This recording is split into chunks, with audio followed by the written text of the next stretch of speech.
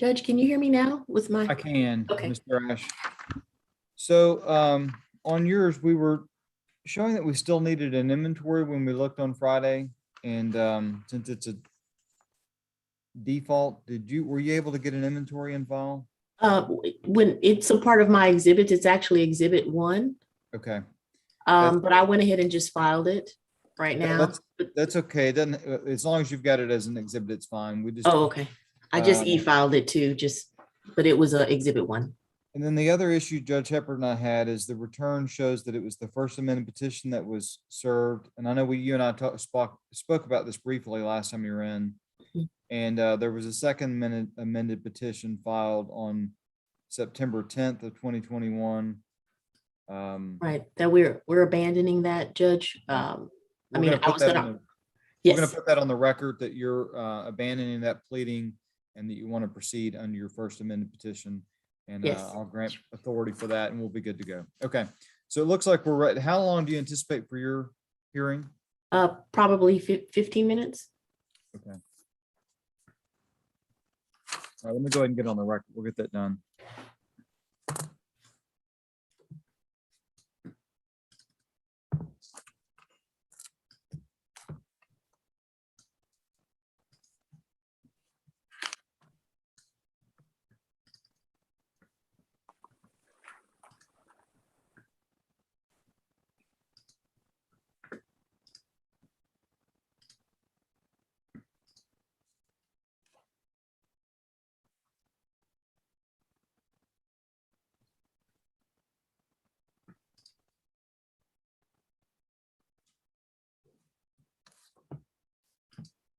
Judge, we have the order ready. I just didn't file it based on, I can make the quick changes based on your ruling and file it today. Sounds good.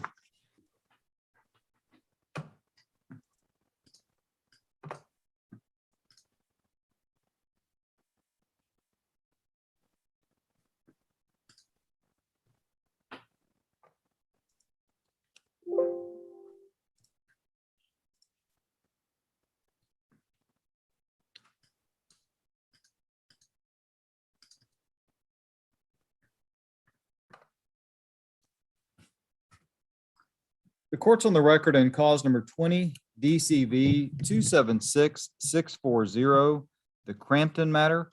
Counsel, if you would please identify yourself and the party that you represent for the record. Christine Thrash, attorney for the petitioner, Ebony Crampton. And Ms. Thrash, the court's going to take judicial notice that the respondent was served with the first amended original petition for divorce, standing temporary mutual injunctions, divorce with children. And those documents were served on the respondent, Catherine Schubert, on October the 5th of 2000, I'm sorry, on October the 7th of 2020. And that return of service has been in the court's file for the requisite 10 days. The court will also take judicial notice that there's been no response of pleading filed by the respondent or any appearance on the respondent's behalf since the service date of October the 7th, 2020, and her deadline for filing an answer has passed. Is Christine, I'm sorry, is And Judge, the process server was Catherine Schubert, but the respondent is David Alton Crampton. yeah, sorry, let me look at that again.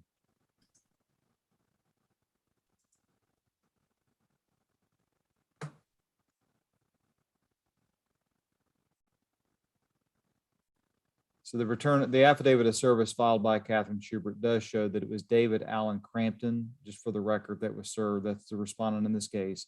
And there's been no response of pleading from David Crampton since the date he was filed on October the 7th of 2020. Is David Crampton in the courtroom? David Crampton.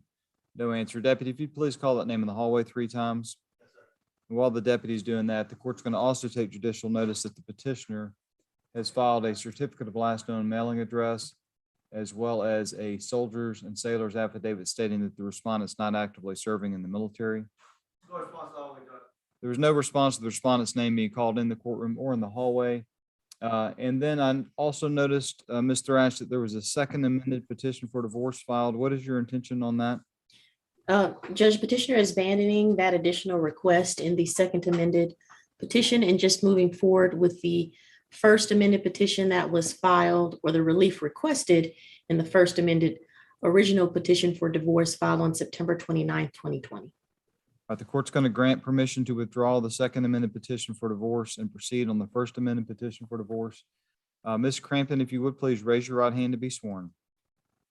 Do you solemnly swear or affirm the testimony that you're going to give in this cause will be the truth, the whole truth, and nothing but the truth, so help you God? Oh, you're muted, Mrs. Crampton, or I couldn't hear you. Oh, we can't hear you.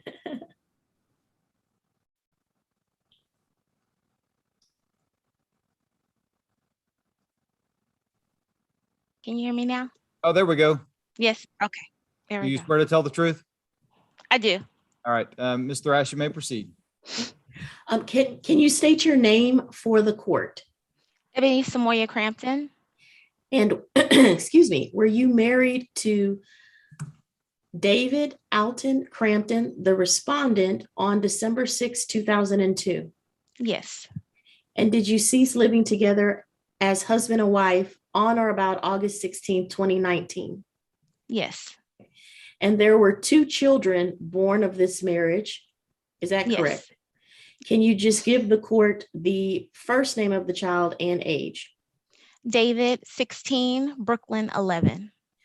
Ask the court to take judicial notice of the, let me get the title, agreed order and suit affecting the parent-child relationship under cause number 19 DCV 266549, which is resolved any and all child-related issues regarding custody, child support, medical support, and visitation, Your Honor. The court will take judicial notice of the file 19 DCV 266549 and the SAPSER order in that case. And today, Ms. Crampton, you are not requesting to modify anything regarding the prior order entered related to the children, correct? Correct. I am not. You are simply asking for a divorce and division of your assets today. Correct. Okay. Have you been a resident of Texas for at least 6 months and Fort Bend County for at least 90 days prior to the filing of your petition for divorce? Yes. And has your relationship with Mr. Crampton become insupportable? In other words, it's gotten to the point where you and he no longer get along. Yes. And is there any hope for reconciliation? No. And are you currently pregnant or expecting any other children? No. Did you have any other children after December 6, 2002, other than David and Brooklyn? No. You filed a petition for divorce requesting the court to make a disproportionate division in your favor of your marital estate, correct? Correct. I'm going to show you. Oh, I'm disabled, Your Honor, from sharing. You're enabled now. Thank you. Oh, okay.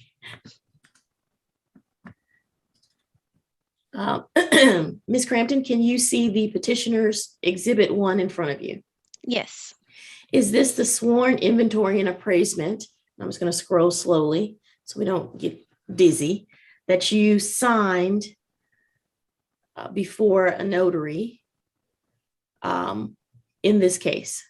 Yes.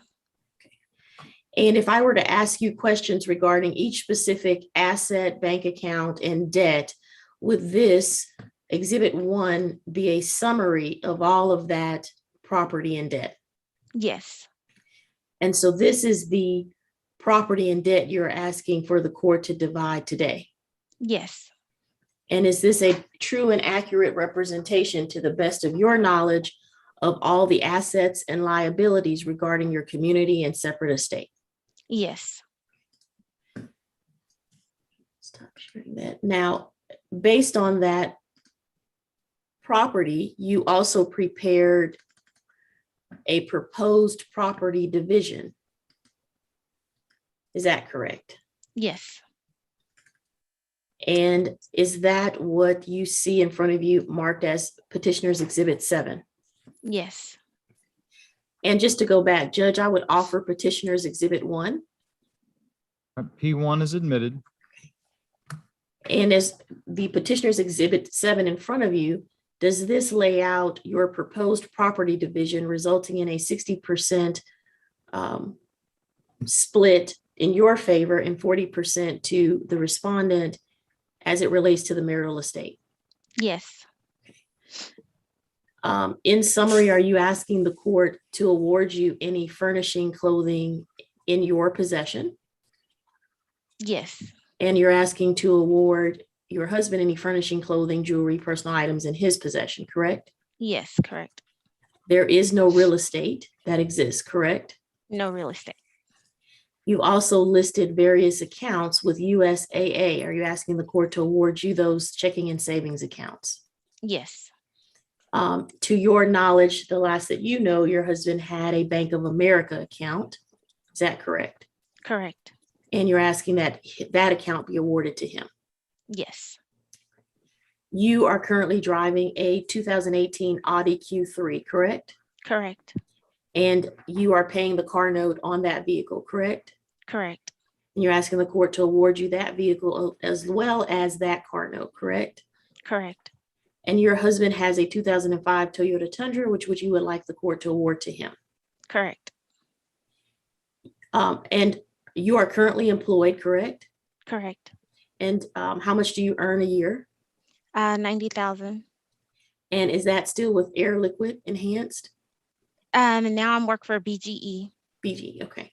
And so the retirement you have is listed here. It's managed by Air Liquid Enhanced. It's a savings plan in the amount of $51,284. Do you see that? Yes. Okay. And you're asking the court to award that to you. Yes. Now, your husband, he's still employed at Coca-Cola, correct? Yes. And we know that because we've subpoenaed documents from that employer. Is that correct? Yes. And I'm going to come back in more detail with additional exhibits, but for now, what you're asking the court to do is award you $37,000 from his 401k, and he would be awarded $10,000. Is that correct? Correct. He also withdrew $26,500 fraudulently, in your opinion, correct? Correct. And he has those funds in his possession already, so he would be awarded those funds, correct? Correct. We'll come back with more details there. After looking into it, we don't think he has a pension at this point. And so you're not 100% sure that exists. If it does exist, you would like that to be 50-50. But Coca-Cola can't necessarily confirm that right now, correct? Correct. Okay. And you've also listed here a number of liabilities in addition to your attorney's fees. And you don't mind being responsible for those liabilities, correct? Correct. Those liabilities total about $41,000, correct? Correct. And these are unsecured debt, which is that's in addition to your car note, correct? Correct. And he took out an also 401k loan that you would like him to be responsible for, your husband, correct? Correct. Okay. And if I were to ask you questions about each value listed here, would this be a summary of your testimony? Yes. And are the values listed of all the property and debts also reflected in your inventory? Yes. Okay. I'd like to offer Petitioner's Exhibit 7. E7 is admitted. I would like to Mr. show. Before we move to the next topic, though, I'm looking for your exhibits in the 387th email. Is that where you sent them? I'm not able to locate them yet. Yes. So we've sent them twice, Your Honor, but I can send them again. When I was the did not last- resend them after our last hearing because they were the Okay. same. But the two times we were here before, I just sent them each time. How long ago was that last? I can give you the exact. I can just forward that one. I 'Cause actually. the court reporter, it's just kind of like being, if you're live, they don't they don't keep the exhibits forever because we've got like 3,000 cases. So she's normally, if the exhibits aren't used, it's like bringing a 3-ring binder into the courtroom. She's going to give you that binder back. She's not going to hold it because it makes it too difficult on her. So I'm not sure that I've got your exhibits because I've searched for them and I'm not finding them under your name and under the cause number. But you can email them to the 387th court and we'll get them because the exhibits are getting admitted as you're offering them. But I just wanted to make sure that we have them. If you give me the date when you sent them, I may. It was so October 19th, and I can just forward that. Yeah, that would be great. Let's do that because I'm thinking she's probably already cleaned those out. And so Judge, I did it. This one is a link to a Dropbox, but I can also send it with them actually attached. Do you want that also? Either way is fine. Okay. I didn't know which one. So the first one was October 12th. It had the link. And then I just emailed saying, hey, I had to update Exhibit 7. And so then October 19th, I just sent Exhibit 7, but it still has the other link in there. Okay. And I have it to 387 exhibits at Fort Bend County TX.gov. Okay. Correct. I got it. Thank you. I got Exhibit 7. Yeah. And is that scrolling Oh, down, is there a link. link? I got it. Thank you. You may proceed. And okay, let me pull up this. Okay. I'm going to share with you what's been marked as Exhibit 2.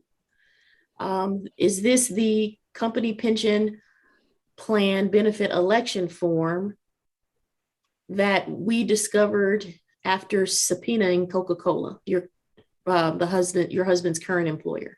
Yes. And at the time, it clearly says he was married when he completed this form, correct? Correct.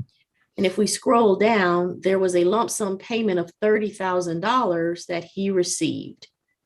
Do you see that here? Yes. Okay. And then as we scroll down, on the next page, it's clearly his signature that he signed in July of 2017, correct? Correct. And then scrolling down further, appears to be your signature. Did you sign that document? I did not. Okay. And this was when I showed you the document, was this the first time you had ever seen this document? Yes. Okay. And so is it your testimony to the court that this was signed by him or someone else other than yourself so that he could withdraw money from or elect money from his pension, correct? Correct. At that time, his job was changing from one and being managed by one financial institution and being changed to another. So he had the option of drawing out the remaining of that pension, correct? Correct. And it's your testimony, you did not sign that, and this is totally fraudulent. Correct. And this was deposited in an account that you did not have access to. Is that correct? Correct. And in addition to that, I'm going to also show you, and I'm sorry, as far as Petitioner's Exhibit 2, is that a true and correct copy of the document, as you recall it, that we received through the subpoena? Yes. And you did not alter that document in any way, correct? Correct. And I'd like to offer Exhibit 3, Your Honor. The Petitioner's Exhibit 3 is admitted. I'm sorry, that was Exhibit 2, Your Honor. Yeah, I'm you sorry. referenced 2. So, Yeah, so exhibit- you're offering P2? Yes, sir. P2 is admitted. Okay. Now I'd like to show you what's been marked as Exhibit 3. Is this also another document that we received from the subpoena to Coca-Cola? Yes. Okay. And have you altered this document in any way? No. And is this a true and correct copy of the retirement account statement owned by Mr. Crampton? Yes. And the summary date in this exhibit is from January 1, 2020 to December 31st, 2020, correct? Correct. Okay. And you filed your divorce in 2020, correct? Correct. I'd like to offer Petitioner's Exhibit 3, Your Honor. Petitioner's 3 is admitted. Now, you explained to your husband that you wanted a divorce, correct? Correct. And what was his response to you regarding the retirement? He did not feel that we needed to split any retirement funds, and that was it. Okay. And did he also mention to you that you weren't going to get, or he wasn't going to share any of his 401k plan with you? Correct. He did not want to share any of his funds. He did not feel that I was entitled to anything. Okay. And so can you see here, and I'll scroll down, that after you notified him of filing, did he go and obtain a withdrawal? I'm sorry, let me scroll. It's easier to see it here. A withdrawal of $26,500. Yes. And he also pulled out a loan of $30,000. Yes. So he depleted his 401k from $56,000 all the way to $6,964, correct? Correct. And you had no knowledge of this until we actually received these documents from Coca-Cola, correct? Correct. And so this $26,500 is reflected on your inventory and your proposed property division as being in his possession, correct? Correct. And did you sign anything permitting that withdrawal? No. And you, of course, were still married in 2020, correct? Correct. So you believe that he signed or forged your signature again to withdraw something from his 401k? Correct. And so there is a loan. He also took out the loan April 29th of 2020. And you would like for him to be obviously responsible for paying that back, correct? Correct. And now I'm going to show you what's been marked as Petitioner's Exhibit 4.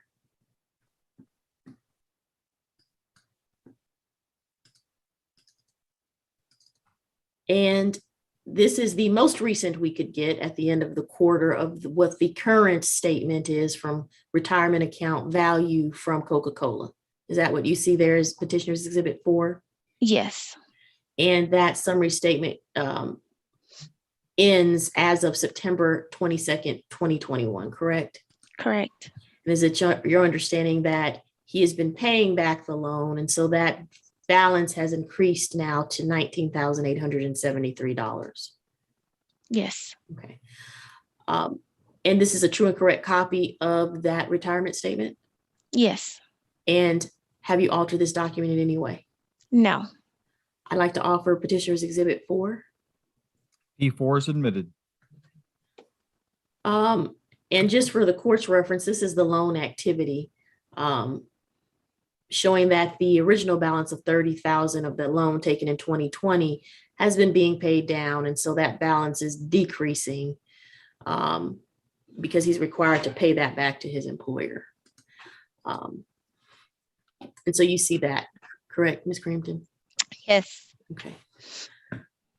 Uh-oh. And Judge, I think I actually had also the agreed order and suit affecting parent-child relationship marked as Exhibit 6. And I would like to go ahead and just offer that one as well. P6 is admitted. And the last exhibit here I'll show you, Ms. Crampton, is Petitioner's Exhibit 5. Does this appear to be the billing statement, including a summary there at the bottom of fees that you've paid out and incurred in prosecuting this case? Yes. Okay. As of August 31st, you incurred about $4,930 in expenses. Is that correct? Yes. And then thereafter, going through today, to prepare for the hearing, to prepare exhibits, and make some corrections to citations, et cetera, you've incurred additional $2,500, correct? Correct. So the total amount you're asking for as a judgment for attorney's fees against Mr. Crampton is $7,430.24. Is that correct? Yes. And if I scroll, does this appear just to be sort of an itemized statement of the attorney's fees that you have incurred? Yes. I'd like to offer Petitioner's Exhibit 5, Your Honor. E5 is admitted.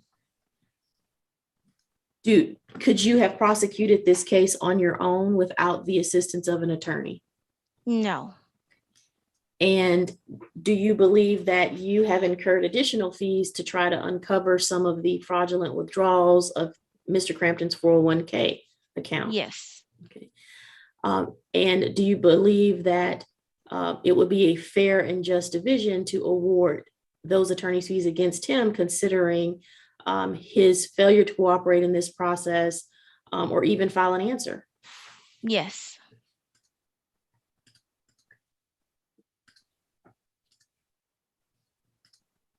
And in summary, you're asking the court to award you any and all accounts and property in your possession, as well as your retirement account, correct? Correct. You're asking the court to award him all of his financial accounts, as well as personal property in his possession, correct? Correct. You're asking the court to award you the 2018 Audi, in addition to $37,000 from the Coca-Cola 401k plan. Yes. And he would be awarded the remaining amount of that Coca-Cola 401k plan, as well as his Dodge Challenger. Correct. You will be responsible for any and all of the debts listed in the inventory, and he'll be responsible for his debts listed in the inventory, correct? Correct. Do you believe that this is a just and right division as presented in your proposed property division? Yes. Are you asking the court to grant your divorce today? Yes. And some of the factors that you are alleging to support that disproportionate division would include the fact that you have the children in your possession, correct? Correct. You have custody of them, you're responsible for them, you provide for their needs, correct? Correct. Is it your understanding that your husband earns more than you annually? Yes. And taking that into consideration, the disparity in earning power, you're asking the court to also use that to support the disproportionate division, correct? Correct.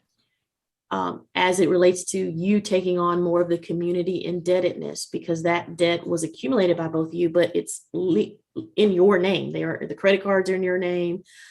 He doesn't have any liability to them because his name isn't on the credit cards, correct? Correct. And so because of that, that is another factor you'd like the court to consider, correct? Correct. You'd also like the court to consider the fact that he has basically went in and tried to deplete this account, the 401k account, to prevent you from accessing those funds, correct? Correct. And lastly, the amount of attorney's fees you've had to pay is another consideration you would like the court to consider, correct? Correct. There is not any separate property, which means property you've inherited or property prior to your marriage that you're asking to be confirmed today. No. Correct. You're asking for the attorney's fees in the amount of $7,400 as a judgment against him to be paid to you and enforceable by you. Is that correct? Correct. And you are not requesting a name change. No. I will pass the witness, Your Honor.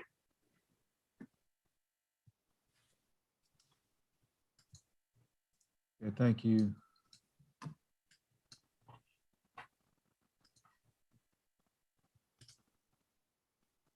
All right, the court's going to go off the record for 1 second.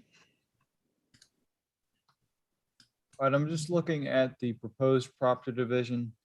If you have that in front of you, Yes, Ms. Your Honor. Thrash. So it looks like under retirement accounts, line item 37, number 2 under retirement accounts, we are plugging back in the loan amount into the 401k for purposes of valuation. Yes, Your Honor. But then at the bottom, under the debts, we're awarding him 100% of that debt. So are we not double dipping there? Help explain that to me, how I can hit that loan twice, basically. Right. So Judge, basically he is paying himself back. And so that's why we plug it back into the 401k. Now, actually, if I removed that 27,000, it would actually increase his percentage. So I could do that, but I just wanted to make it clear that, because if we pushed it, put it in and we have to pull it out at some point because it's still a liability on him. So basically it counters out the amount instead of making it seem like he had an additional $27,000 in his estate. All right, let me run something real quick. And I also have that in an actual Excel spreadsheet, Judge, so you can play with the numbers. So I send it to you with as a PDF and in an Excel.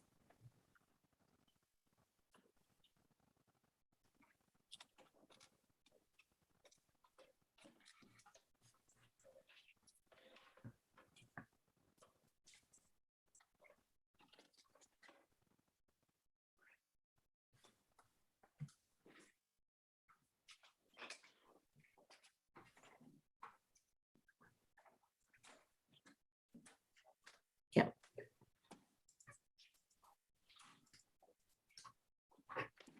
And I had to go try to look that up again on how to deal with 401k loans because they're tricky because because the value's still there because you still owe it. So you just basically borrowed it for yourself, from yourself.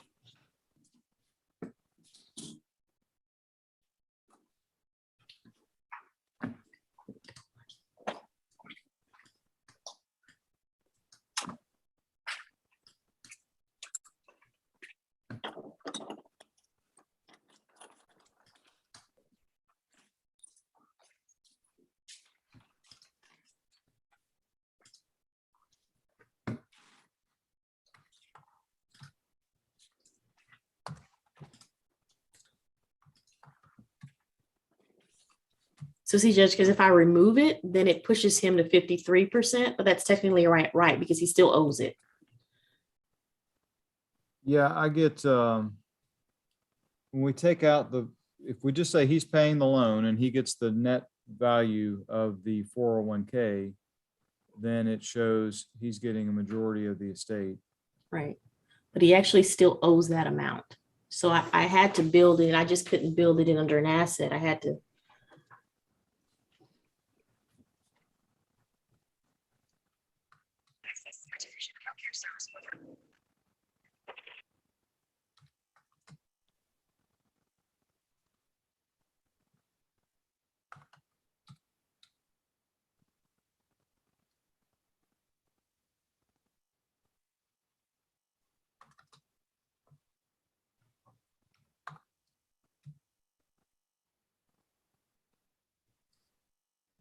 All right, I'm gonna, let's get back on the record. Court's back on the record in cause number 20 DCV 276640. The court's going to issue the following ruling. First, the divorce is granted. And the court is going to find that all the provisions in the prior SAPSR order dated October 28, 2019 are in the best interest of the children. And I'm incorporating that SAPSR order into this divorce decree. The court finds that the following would be a just and right division of the marital estate. Husband is awarded the furnishings, clothing, jewelry, and personal items in his possession. Wife is awarded the furnishings, clothing, jewelry, and personal items in her possession. Wife is awarded the USAA bank accounts ending in 7109, 2337, 0895, 7938, and 4485. Husband is awarded the Bank of America checking account in his name. Wife is awarded the 2018 Audi Q3. She's also awarded the debt associated with that vehicle. Husband is awarded the 2005 Toyota Tundra, which it appears there's no debt on that, but if there's any debt associated with the Tundra, he's to pay that debt. Wife is awarded 100% of the Air Liquide Enhanced Savings Plan. The court is awarding wife the sum of $18,000 from the Coca-Cola 401k retirement account. with any gains or losses from today's date to today will be the date of division for purposes of the quadro. She's awarded 18,000 of what I show is a $19,873 vested balance or current balance. Husband is awarded the remainder. The court does find that the husband fraudulently withdrew or wasted $26,500 from the 401k plan by withdrawing those funds. And there's been no accounting of where those funds were used. So the court is awarding him that $26,500 that was taken out of the community estate without wife's knowledge, and that's being awarded to him in his column. The debts that are listed on Petitioner 7 are awarded to wife with the exception of the attorney's fees. The court is awarding $7,430.24 against the respondent and in favor of petitioner. And Ms. Thrash, is that judgment in your client's name or in your In my firm's name? client's name, Your Honor. All right, that Ms. Crampton is awarded a judgment for attorney's fees in the sum of $7,430.24 against the respondent. Now, the respondent is ordered to pay the 401k loan with Coca-Cola. If there is any remaining Coca-Cola defined benefit plan or pension plan, this court is awarding 50% to husband and 50% to wife. And the court finds that that is a just and right division of the marital estate based on the testimony and the evidence that was presented to the court. We'll set entry of this matter for, does November 12th work for you, Ms. Thrash? That's perfect, Your Honor. All right, we'll set entry for November 12th at 9 a.m. Thank you, Ms. Crampton. Best of luck to you, ma'am. Thank you, Your Honor. Y'all have a good day. Thank You you too. too.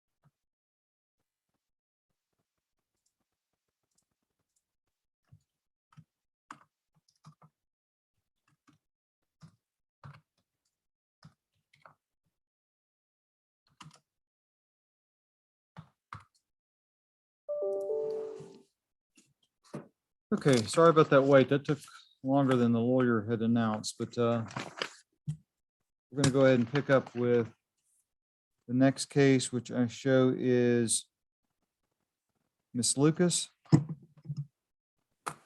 Here. All right. All right, Miss Lucas, we're missing a form, but I printed that out while we're on that other case so I can fill it out with you because it's required in every case.